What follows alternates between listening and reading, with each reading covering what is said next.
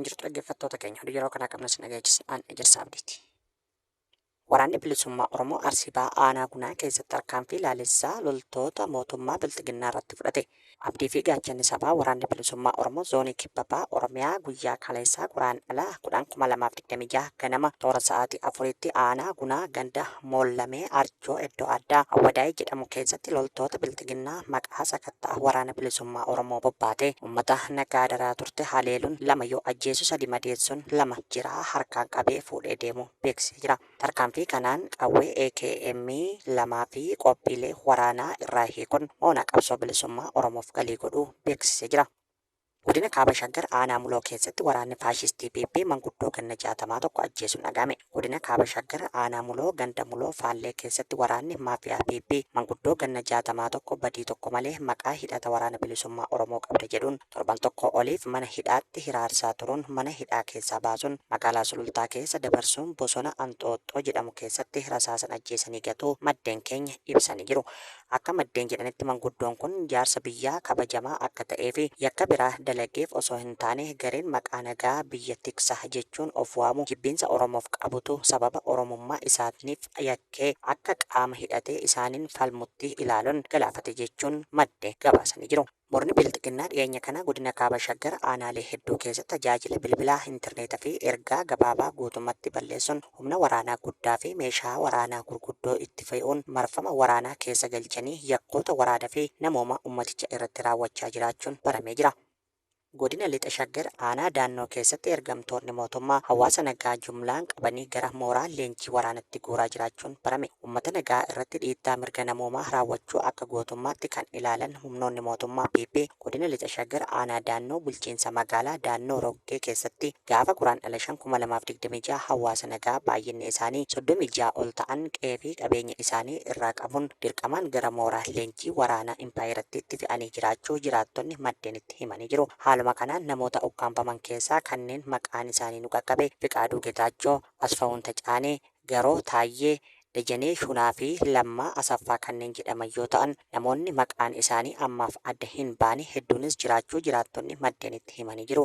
Akka maddeen himanitti namoonni qe'ee fi qabeenya isaanirraa ergamtoota mootummaa PP'n qabamuun gara leenjii waraanatti guuramaa jiran kunneen irra guddeessi isaanii abbootii maatii ta'uu fi hojii humnaa hojjechuun jiruu fi jireenya dhuunfaa isaanii kan gaggeeffatan ta'uu himuun sababa waajjira poolisiitti barbaadamtu jedhamuun erga qabamanii booda konkolaataa waraanattiin gara bakkisaa hin beekamnetti fe'aman jiraachuus dubbatanii jiru.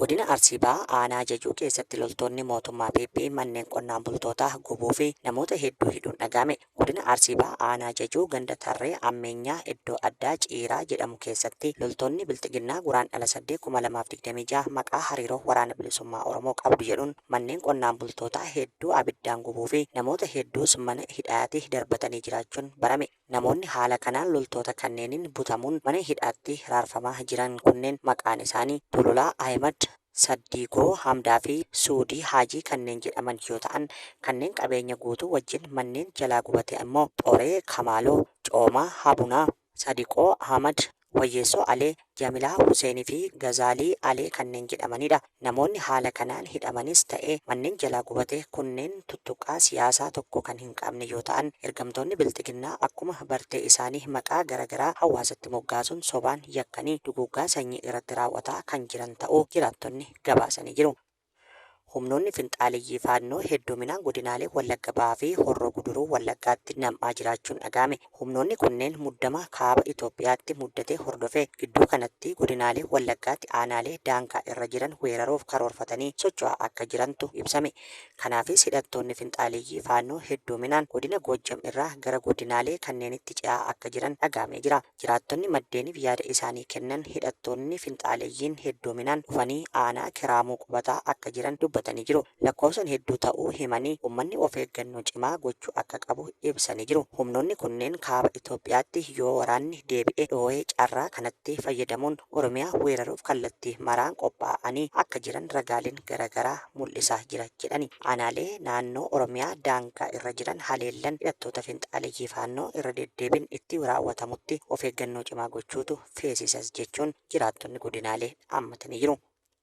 Kutaalee Oromiyaa hedduutti rakkoon geejjibaa muddachuu jiraattonni maddanitti himan. Namoonni kutaalee Oromiyaa garaagaraatti yaada nuuf kennan konkolaataa geejjibaa dhabuun guyyootaaf mana siree buluun baasii hin malleef saaxilamaa jiraachuu dubbatan. Kana malees yoo konkolaataan argamu immoo taarifa ol dachaan akka kaffallu taasifamaa jirra jedhan. Namoonni godinaalee Arsii Lixaa, Arsii Bahaa, Baalee, Shawaa Kibba Lixaa, Shawaa Kaabaa fi Wallagga Bahaatii dubbifnee rakkoo hamaa keessa jiraachuu dubbatanii jiru. Wallagga Bahaatii maddeeniif yaada kennan rakkoo hamaa keessa jiraachuu dubbatanii jiru. Konkolaataa argatanii bakka yaadan ga'uu erga hanqatanii bubbuluu himanii jiru. Konkolaataa dhabnee bakka deemuuf kaanee dhiisuu dabalataan kanneen mana bahanii jiranis gara qe'eetti deebi'uuf konkolaataa dhabanii guyyootaaf mana siree bulaa akka jiran dubbatanii jiru. Konkolaataan yeroo argamu immoo taarifa dachaan kaffalchiisaa akka jiran eeranii buufata konkolaataa hanga tiraafika poolisii karaa irra jiruutti harka wal keessaa naqatanii hojjetu. Qaamni konkolaachiftoota taarifaa ol fe'an gaafatu hin jiru jechuun komatanii jiru. Mootummaan damee geejjibaa rakkoo hamaa keessa jiruuf xiyyeeffannaa akka kennus gaafatanii jiru.